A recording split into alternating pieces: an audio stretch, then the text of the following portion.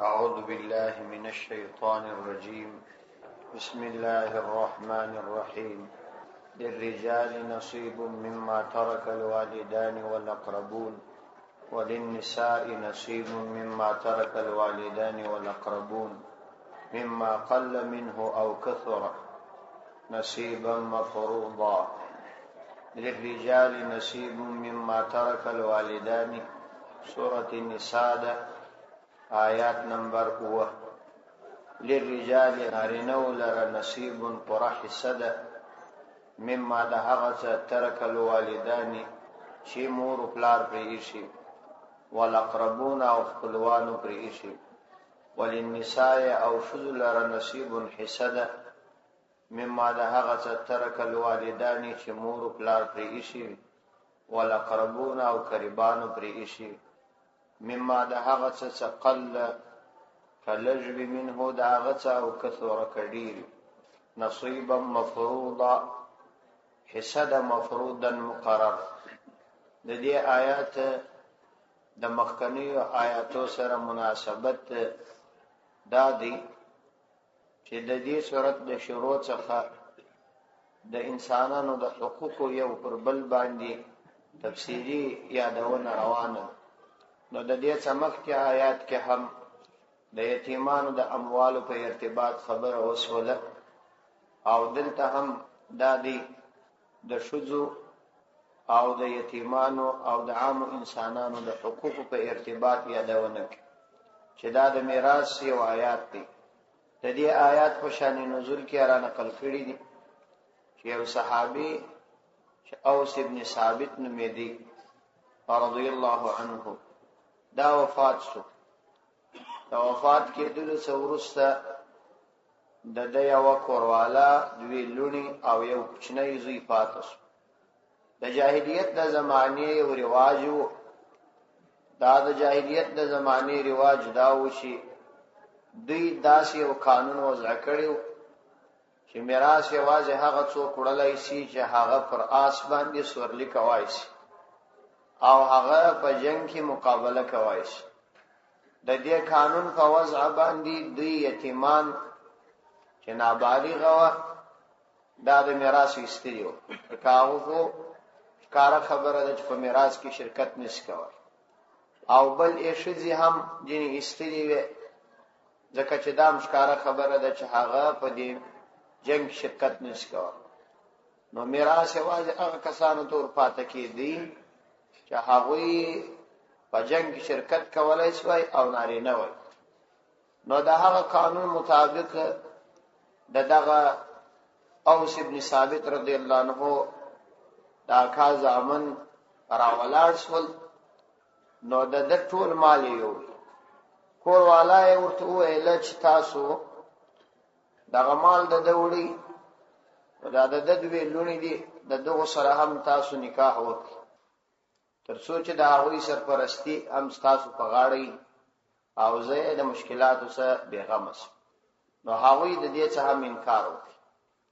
دا کوروالا یې نبی کریم علیه الصلاۃ والسلام ته راغلل او شکایت یې وکړ. پیغمبر علیه الصلاۃ والسلام ته چونکې حکم نو معلوم، نو یې ورته وویل چې ما ته اوس په حال حکم نه دی معلوم، او امید دی چې الله تعالی به د دې په ارتباط وحی نازل. نو دا آیاتونه نازل شو. په دې آیاتو کې لکه څنګه چې نارینه او ته حق ورکول شوی دی، په میراث کې دغه ښځو ته هم حق ورکول شوی. څنګه چې مشران حق وړي داسې کشران هم حق وړي. نو پیغمبر علیه الصلاۃ والسلام دغه آیات مطابق هغوی راوغوښتل او هغه مال ټول ځینې واخیستی او بیا یې د میراث د اصول مطابق تقسیم کړ. چونکه د میت یا مورث یو کوروالا پاته و، دوی لونی پاته وې، یوې زوی پاته، نو یې مال په اتو حصو تقسیم کړ. اتمه یې مور ته ورکړل او بیا یې مال پر دوه حصو تقسیم کړ، یوه حصه زوی ته او هغه بله حصه دوه خوندو ته. په دې طریقه باندې د اکا زامن هغه د میراث محروم شو، ځکه چې نږدې قریب راشي بعید قریب هغه محروم پاتې کیږي. نو میراث کې په دغه طریقه تقسیم کړي. نو په دې مبارکو آیاتونو کې الله تعالی د جاهلیت د زمانه یو غلط رواج دارت چونکه قرآنی اصول او قرآنی احکامات داسې نه دي چې یوازې تر هغه زمانی ارتباط درلود بلکې دا تر قیامت پورې د تمام انسانیت لپاره د اصل او قانون نو سم چې په کوم علاقو کې د میراث غیر شرعي طریقه ده هغه رد په دغه آیات باندې هیڅ اعتبار نه ده الله فرمایي للرجال نصیب د سړیو د پاره ک کوچنی وی کلو یا نوې نصیب حصہ مقرر ده مما ده هغه څه ترکل والدانی چې مور او پلار یې پریږدي یعنی د دوی د مور یا د پلار څخه ورپات شي د مرګ پر وخت باندې والاقربون او نږدې قریبان یې پریږدي په میراث کې دا یو اصل او قاعده ده چې میراث هغه د قرابت پر اصول تقسیمیږي د احتیاج او ضرورت پر اصول نه تقسیمیږي یعنی د مثال په توګه ک قریب نږدې قریب وو دا قریبان درې قسم قریبان یو قرابت دا نسبی قرابت چې اولادونه دي پلار دي ورونه دي او یو دلیری دوستی قرابت دي د اکا زامن دي د ماما زامن دي او خاله زامن دي ودا او بل دا د خیشی قرابت دي نو دغه قرابتو کې هغه قرابت چې میت ته ډیر نږدې وي اول د میت خپل اولادونه کوروالا او پلار او مور لونی دا کسان د دې میراث مستحق کړي په شریعت کې هغه کسان چې قران د هغوی د پاره حصے مقرر کړي لکه دا ورسته آیات کې بیا راځي ان شاء الله چې د مور د پاره حصہ مقرر ده د پلار د پاره مقرر ده د ورونو د پاره مقرر ده د کوروالا د پاره مقرر ده د توای ذویل فروز ذویل فروز ځکه ورته وایي چې فرض حصے توای یعنی هغوی د حصو خاوندان دي قران تعین کړي او ورسته بیا یو بل طبقه په میراث کې راځي چې هغه عصبات بیا دغه قریبانو ته ویل کېږي چې دا نږدې قریبان عصب په عربي کې فلیه ته وایي یعنی نږدې قریبان وي چې دای په قوي کېږي او دریم بیا ذویل ارحام دي چې هغه زی رحمه محرم دي یعنی د دوه د هغه تر مابین حرمت د نکاح راغلي دا خپل اصول لري د میراث مستقل عمومي قانون دي او پیغمبر علیه السلام د میراث په ارتباط باندې دا فرمایي دي چې تاسو د میراث علم زده کوئ دا د میراث علم زده کوي ځکه زدا یو قسم چې د دنیا څخه تلون کوي او تر ټولو ژر به د میراث علم پورته شي نو د میراث علم ډیر مهم دی او ډیر آسان دی تقریبا په 3 ورځو کې 4 ورځو کې چې سړی فارغ وکړي حتی په 2 ورځو کې لا هم ویلای شي آسان دی نو یو خدا چې میراث دا د قرابت پر اصول تقسیمیږي د احتیاج پر اصول نه تقسیمیږي زی مثال درته کله یو سړی زوی پاتې او دا زوی مالدار او دا زوی بیا مثلا زوی پاتې چې د دې کس مسیدی هغه ډیر غریب او محتاج نو میراث قانونا دا زوی وړي هغه مسیته نه پاتې کیږي ځکه چې دا تر هغه میت ته دا مورث ته چې میراث یې پرې ایښی هغه ته ډیر نږدې دی او بل په میراث کې د ملک جبری دی یعنی د الله تعالی د طرفه دا امر دی چې دا میراث باید تقسیم شي دا کله دغه خوشي کې نه خوشه د ورثو باید تقسیم شي کله وارث دا خوشي کې نه خوشه چې قبولي کې د مال ګرځي البته چې د خپل مال واخستي قبضه کې راوستي بیا کې چا تخیرات او تقسیم او هغه بیا د خدا جبری دی دا بو اخ الله فرمای مما ترک الوالدان والاقربون وللنساء د شذ د پاره هم کچنی وی کلو یعنی نصیب حسد مما ترک الوالدان د هغه څه چې مور پلار پرې شي والاقربون او خپلوان پرې شي الله تعالی د دې شذ حساب صفا واضحه دوباره ذکر کړه که هم چې الله تعالی دا سی ویلې سوې چې للرجال والنساء نصیب د نارینه او شذ د پاره حساب لیکن د هر یو د پاره واضح وایي تر څو چې د دې خبره رد وسی چې خلق ښځې د میراث محروم کړي. مما قل منه او كثر نصيبا مفروضا، مما ده هغه مال څخه چې پرې ښودل سوی دی، قل منه کلجوی دا هغه څه، او كثر کډیری مال کلجوی کډیری هغه څخه به هغه کې به دا حصہ وي، ام د نارینه ام د ښځو، که بالغ وي که نابالغ. نو د دې څخه دا مسله رااله چې د میت ټول میراث تقسیمیږي. څوک چې مړ سو وفات سو او د وصیت نه کړي نو په درېمه د مال کې د وصیت نافذ بلل کیږي. ټول مال د که وصیت نه کړي دا تقسیمیږي. دا خبره غلطه ده چې دا د مندو اشتقه ده او دا څه شي ده، دا هیڅ ثبوت نه لري. دا غرانګه د میت د کالو څنیولې دا د غاړې کالی دا هم په میراث کې شامل. دا خیراتول او په میراث کې نه راوستل جائز نه دي، بلکې ټول میراث به تقسیمیږي او په دې کې ټول ورثه چې هغه حق لري هغه شامل، که کشران وي که مشران، که ښځې وي که نارینه وي، ټول په دې کې حق لري. او بل دا دی چې کله میت مړ سو د دې بدن څخه ساوتل بس د ملکیت نور ختم شو. د یو بزرګ واقعه ده چې د یو چا پښتنې ته ورغلی، نو هغه زکندن په حالت کې و چې کله وفات شو د څراغ فورن مړ، یو چاته پیسې ورکړې ول ورسه نور تیل راوړی او بل څراغ پیدا او ول دا ولي ول د مال نور ختم شو. دا د ورثو حق دی او د ورثو حق د هغوی د اجازه بغیر استعمالول حرام او د اجازت امکان شته، ځکه یو خو یتیمان پکښې کې دي، کشران د هغوی اجازت معتبر او ځینې غایبین وي د هغوی اجازت شته، او کوم څوک چې اجازت ورکړي دا به حصہ نه ده معلومه، ځکه نو د اجازت هیڅ مجال هم نشته. بس دا یې طریقه نو یو خو به ټول مال تقسیمیږي، دا یې ده. بل په دې کې د خیرات کولو هیڅ جواز نشته. مفتی محمد شفیع صاحب رحمت الله علیه معارف القرآن کې لیکلي دي چې ځینې کسان په دغه وخت کې خیرات کوي د میت د مال څخه، وای دا خیرات داسې دی لکه سړی چې یو ځای پیسې غلا کړي او بیا یې د یو چا دپاره خیرات کوي، دا مطلق حرام دی. بل دغه رنګه ځینې خلک راولاړېږي د دې میت دپاره یو قسم نوی شی رانیسي چې نوې پیاله و نوې ګډوه و، دا شیان چې دا د غسل دپاره برابر کړي دا جایز نه دي، ځکه چې کورني شیان په استعمال کې راتلی سي دا به نه استعمال.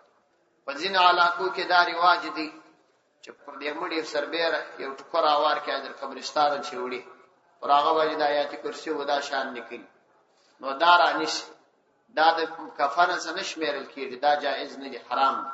دا به سړی نه رانیسي، که رانیسي په خپلو پیسو دی رانیسي، د میت په پیسو به نه رانیسي.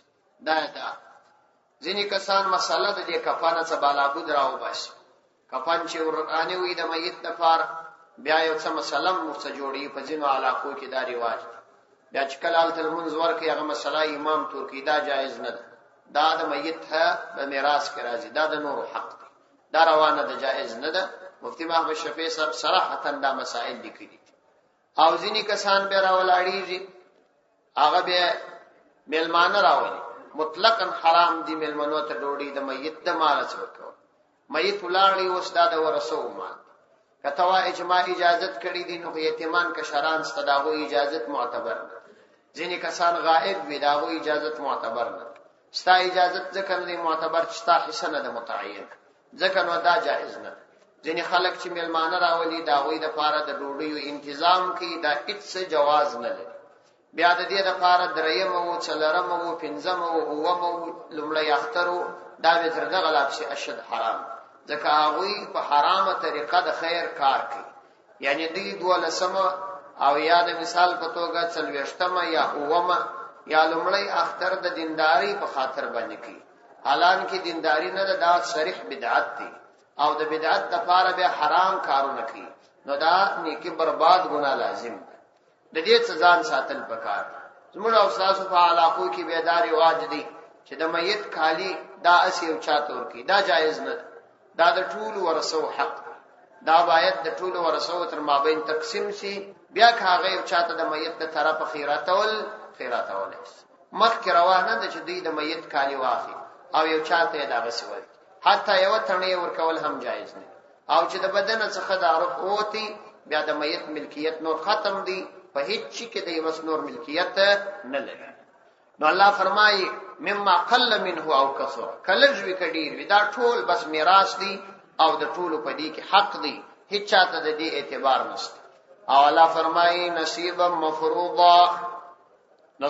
مفروضا مقرره حصه ده، یعنی دا د الله تعالی د طرفه ټاکل شوی حصه ده.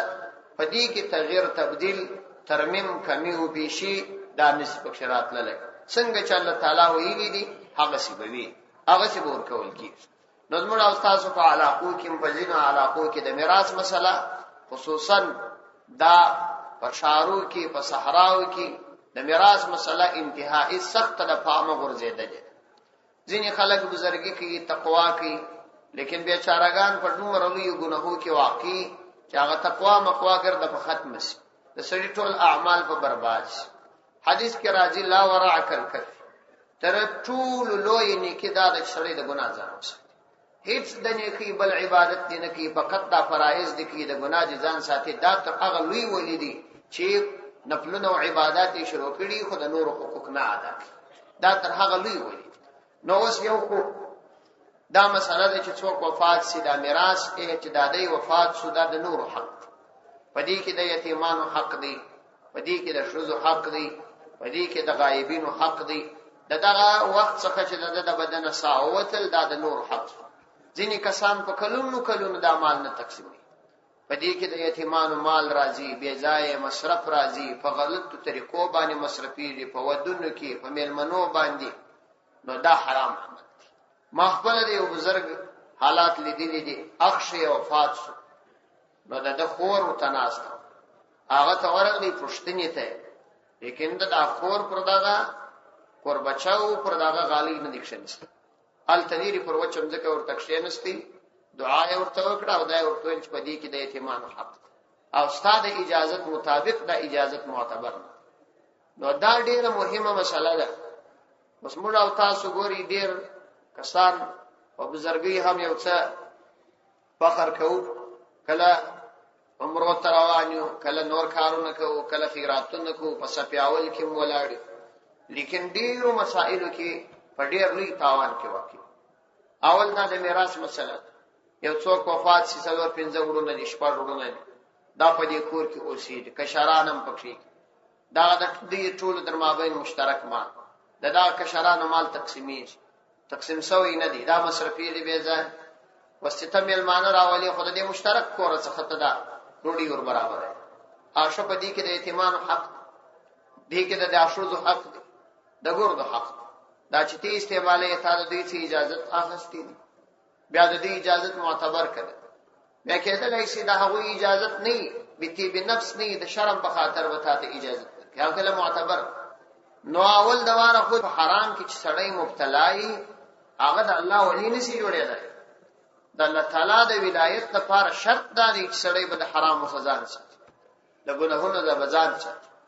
د یوه مسله دا ډېره مهمه ده، خصوصا په صحراو کې بیا دا باغونه دي، دا مځکې دي، د خوندو د زامنو د وړونو سره شریک، ورور یې ټوله ګټه وټه استعمالي، نه هغه ښځې ته حق ورکوي نه شی ورکوي، او بیا د دغه څخه دی خیراتونه هم کوي، زکاتونه هم ورکوي، نور مصارف هم کوي. دا زکات مسله یې خپله ګډه وډه ده، د بل ملکیت دی، د هغه د اجازت بغیر زکات ورکوي. دا څنګه کیسه ده؟ د هغه سړي زکات په دې ادا کېږي که نه ادا کېږي؟ د هغه حصه معلومه ده که نه ده معلومه؟ دا دومره ډېر مسائل دي چې سړی ورته متوجه شي، خورا خطرناک حالت دی. شرعي ضابطه چې ماته شي، الله تعالی خپل اصول نه ماتي او نه الله تعالی چاته خپل اصول معافوي، دې ته متوجه کېدل پکار. الله تعالی فرمایي مما قل منه او کثر نصیبا مفروضا، دا ټاکل شوی حصې.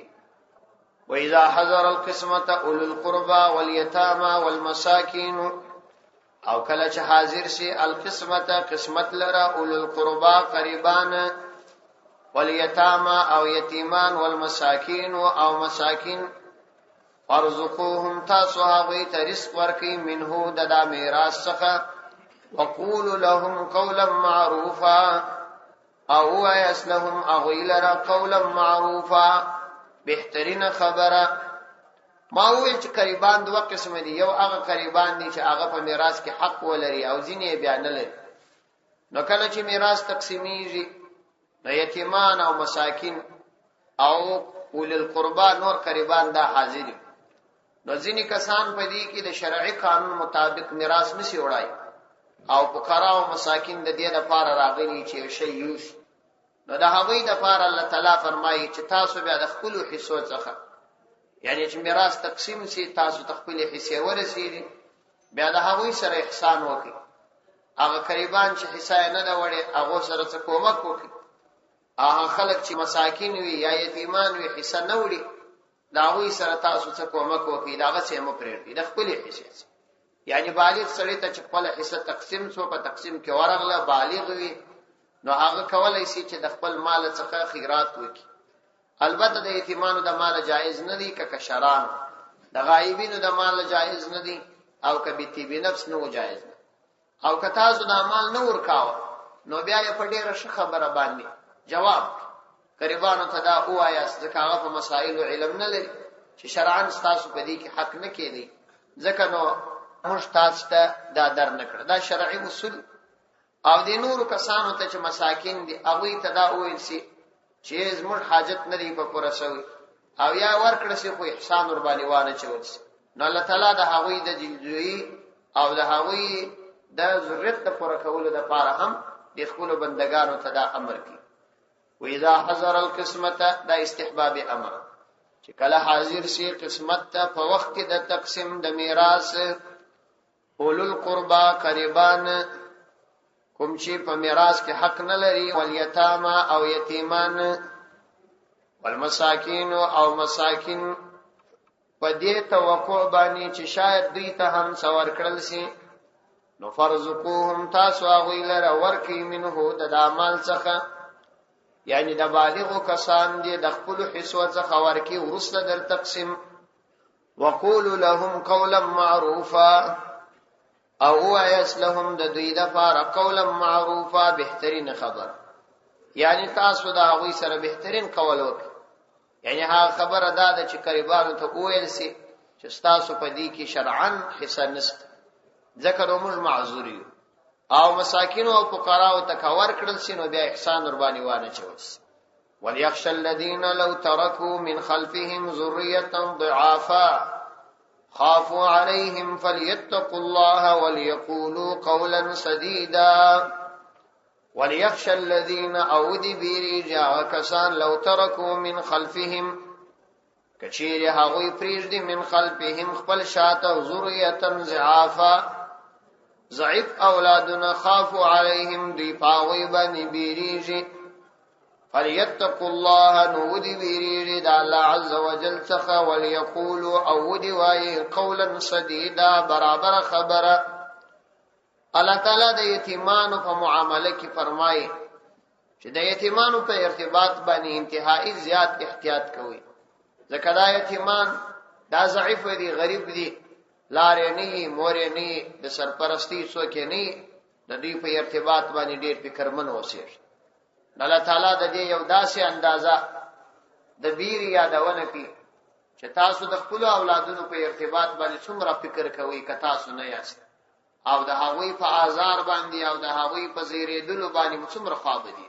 نو څومره چې د خپل اولادونو په ارتباط باندې بیر لري او غم لري، دغه سي د نورو یتیمانو په ارتباط هم غم او بیر ولري. او د یتیمانو په معامله کې وليخشى الذين ودي بيريږي او کسان لو ترکو کچیر دوی پریږدي من خلفهم خپل شاته ذریه اولادنا ضعافا کوچنیان خافوا عليهم دوی پاغوی باندې بیریږي پریشان یې ور باندې چې دا بچ پسوي. نو دغه سړي د یتیمانو په معامله کې مو بیریږي لکه د خپل اولادو په ارتباط چې بیریږي. یعنی څنګه چې یو څوک په دې باندې پریشان وي چې دا د اولادونو څوک آزار نه کی او هغه پریشان نشي، نو دغه سي د نور د اولادونو په اړه هم خیال کوي او پکار د چې د هغوی په باره کې سوچ وسی او آزار نشي. فلیتقوا الله، نو دا خلق دي ټول دا د الله بندگان دي ټول د الله عزوجل څخه وبېریږي، یعنی د الله تعالی د حکم د مخالفت څخه دي، د یتیمانو په معامله کې وبېریږي، فعلا دی و د یتیمانو ته آزار نور کی. وليقولوا قولا سديدا، وليقولوا او دی وای قولا سديدا، برابر خبره دی ورته وکی، یعنی پدې کې چې برابر خبره دی ورته وکی، پدې کې تسلی ده چې تاسو د یتیمانو ته تسلی ورکوي، تربیت وکړئ، او هم دې خبرې ته اشاره ده چې تاسو د هغوی د تعلیم او تعدیب خیال ساتئ. برابر خبره ورته کوي، مطلب دا دی چې په قول او عمل دواړو باندې دې ته ضرر مرسته، ما په قول په خبرو زیروي او ما په خپل فعل زیروي، او بل د دې د مال او د ځان د اصلاح فکر او تلاش وکړي. ګورې دا قرآني آیات او موږ د دې مسایلو سره خورا ډېر مخامخ. یتیمان بیخي په هر کور کې تقریبا داسې کور بنی چې یتیمان بنی پکښې، کله د په کور کې نه په قریبانو کې خو بیا ضروري د یتیمانو په ارتباط باندې موږ څونه حقوق طلب کړي او څومره لوی مخالفتونه مو د الله تعالی کړي. الله تعالی چې په بندگانو کوم حالت راولي، الله تعالی په هغه علم لري. موږ ته چې ځینې ډېرې عذابونه او یا ځینې پریشانۍ متوجي وي، په موږ کې ډېرې خامي، ځینې خلک ظاهري په یو ګناه اخته وي لیکن ډېر بیا ښه صفات پکښې. د مثال په توګه یو سړی به ظاهرا تاسې ویني شکل او صورت به د شریعت خلاف په یو داسې عمل باندې به اخته وي چې د ګناه عمل وي، خو د شخصي عمل وي، د نور حق نه تلپي، د یتیمانو په باره کې اخلاص لري، مخلص وي، د میت د مسائلو په ارتباط، د ستر په ارتباط، په دې شانو کې به اخلاص. نو اوس کدا سړی لمونځ نه کوي، نو نور به ښه صفات په دې کې شته چې الله تعالی دا غوښتو صفاتو په وجه د مصائب سره. یو سړی به ظاهري دینداري، تاسو به ویني شکل صورت به د دینداري په صف اول کې به ولاړ، لیکن د نور حقوق به تل کړی. دا ډیره خطرناک، یعنی هغه کس چې هغه خپل شخصي په یو ګناه اخته وي، ګناه د سړی باید ځان جنې وسه، لیکن کدا ګناه متعدی نه وي، د نورو د حقوق تلفول نه وي، دا دومره جرم نه دی لکه د نورو حق تلفول. ځکه د الله تعالی حقوق ضایع کړی دي. که یو ورځ الله تعالی ته په اخلاص متوجي سي او توبه وکړي، الله به معاف. لیکن دا بیچاره چې د نورو حقوق جنې طلب دي او د هغو حقوق یې در په در کړی دي او دای دا د ځان لپاره ګناه نه کوي، کوم ورځ به دې ته متوجي سي چې دا ما ګناه کړی، په دا صحراو کې، په دا بازارونو کې د څومره یتیمانو حق دا مشترک پاتې، او دا سرپرست کله دې شي ته متوجه شوی دي چې ما کې خود دې یتیمانو حق دی، ما دا ډوډۍ په میلمنو خوړلې ده، دا مې په نور خلکو خوړلې ده، دا بس ما د پاره څنګه مسله. یو وخت دې ته متوجه شوی دي چې دا ما ګناه کړی ده، زه باید د الله څخه استغفار وغواړم، نه دی متوجه شوی. نو پر ګناه چې سړی توبه نه کوي، الله نه معاف، ځکه دې بیچاره توبې ته نه دی متوجه شوی. نو دا ډیره مهمه مسله ده. په ځینو علاقو کې دا ډیر ښه صفات وي، دغه شی نه وي. اوس دا د هند په خلکو کې، دا سیده د پاکستان د کراچي په خلکو کې، په هغوی کې دا ډیر بهترین صفات چې وفات کسو څوک 2 ورځې هم بس میراث نه پرېښود، ګډې تقسیمات 2 ورځې هم نه پرېښود، لیکن تا به کتل ظاهري به شکل هم خراب وو، دا مانځه پابندي به هم نه وه پکښې کې، لیکن دا عمل بیا پکښې کې.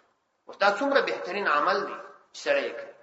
په موږ کې به نورې دینداري شته، دغه کمزوري را پکښې کې، او دا تر هغه خطرناکې وجې دا د نورو د حقوق سره اړه، نو دې شي ته متوجه کېدل پکار. نو الله فرمایي فلیتقوا الله وليقولوا قولا سديدا، سدید قول دی وایي، برابر خبره دی کی، څوک دې نه زیری. ان الذين ياكلون اموال اليتامى ظلما انما ياكلون في بطونهم نارا ان الذين يقيننا كسان ياكلون اموال اليتامى چخري مالونه د یتیمانو ظلما فظلم باندې، انما ياكلون في بطونهم نارا، نو هغوی خوري په بطونهم بخپلو نسونو کې نارن اور، وسيسلون سعيرا، او جردي چې ګرم دوزخ ته به داخل سي. ان الذين ياكلون اموال اليتامى، د یتیمانو په ارتباط باندې دا بل امر کی، چې د یتیمانو په ارتباط انتهایی زیات فکر کوي. یقینا هغه کسان یاکلون چاغخوري اموال الیتاما د یتیمانو مالونه ظلمن په ظلم باندې. ولی مخکې مسله تیر اوس وکتا د یتیمانو سرپرستی کول او خپل سرمایه دي نه درلودل، نو بیا ستاسو ضرورت په اندازه د هغوی د مال څخه چې سرپرستی کوي هغه ستا حق الخدمت په اندازه باندې خوراک جائز دی. مخکې هغه آیات کې دا مسله اول ورستیه. نو الله فرمایي چې ظلم په ظلم باندې یعنی احتیاط نه پکښ کی په ظلم یې خوري. دغه کسانو د پاره دا سزا ده چې انما یاکلون فی بطونهم، یقینا دوی خوري فی بطونهم په خپل نسونو یعنی داخلوي په خپل نسو نارن. دلته یاکلون کلمه استعمال ځکه د مال د خړول د پاره عام طور په یو اصطلاح ده چې خړل کیږي. معنا یې دا نه ده چې یوازې د خوراک په صورت کې مدا سزا ده. کې به ځای استعمال کې کالی جنې جوړ کړ کورې په جوړ کې بل کار یو کې هم دا سزا ده. خدای اصطلاح ده چې موږ تاسو وایي سودخور نو قسم د سود معاملې کې خپل نه خوري خو هم د سود په معاملې کې کو شریک دی. دا یو اصطلاح ده. پیغمبر علیه الصلاۃ والسلام څخه په دې ارتباط احادیث هم راغلي. یو حدیث کې راځي نبی کریم علیه الصلاۃ والسلام فرمایي کوم سړی چې د یتیمانو مال خوري د قیامت پر ورځ به د قبر څخه په داسې حال کې راپورته شي الله دې موسی چې نسب یې د اور ډکوي او د دې اور لمبې به تر خوله تر سترګو او تر غوږو راوتلي او د حشر میدان ته په داسې وخت کې راشي. او یو بل حدیث کې راځي پیغمبر علیه السلام فرمایي چې یو کس به د قیامت پر ورځ باندې د حشر په میدان کې او تر خوله به یو تیز لمبه راوځي. صحابه کرام پوښتنه وکړه چې دا به څوک وي؟ نبی کریم علیه السلام ورته فرمایل چې الذين یاکلون الیتاما ظلما، هغه خلک دي چې د یتیمانو مالونه په بې انصافۍ باندې خوري، د یتیمانو د مال په ارتباط فکر نه کوي. او بل حدیث کې راځي پیغمبر علیه السلام فرمایي احرجو مال ضعفین المرأة والیتیم، زه د هیڅ د مال په ارتباط دومره زیات کوشش نه کوم لکه څومره چې د دې دوه ضعیفینو د دې دوه ضعیفو انسانانو د مال په ارتباط زیات کوشش کوم. المرأة چې ښځه ده والیتیم یتیم، ښځه هم ضعیف مخلوق دی او دا غرنګ دا یتیم هم ضعیف مخلوق دی. د دې په ارتباط به زه ډېر فکر کوم او تاسو ته دا وایم چې دغه دواړو په ارتباط باندې خیر خوشیر. پیغمبر علیه السلام وايي په تاسو کې تر ټولو بهترین انسان هغه دی چې هغه د خپل کوروالاو سره د خپل شذو سره بهترین اخلاق ولري او تر ټولو ښه گزاره وسره وکړي او داسې د یتیمانو سره. نو الله تعالی دا دې دلته موږ او تاسو د دې شی په ارتباط باندې کلک منع کړی. وسيصلون سعيرا، جردي چاوي به جهنم ته داخل سي. یعنی دا عذاب چې موږ دې ته ورکوو چې نسونه به د اور ډک، دا داسې څلیری خبره نه ده چې دوی به دا فکر کوي چې دا به ډېره لري خبره، بلکې جردي جهنم ته به داخل سي. یعنی دا انجام په خپل سترګو باندې وویني. نو الله عزوجل دې موږ او تاسو د داسې بدو اعمالو څخه وساتي، د نیک صالح اعمالو توفیق دې الله نصیب کړي. صدق الله العظیم.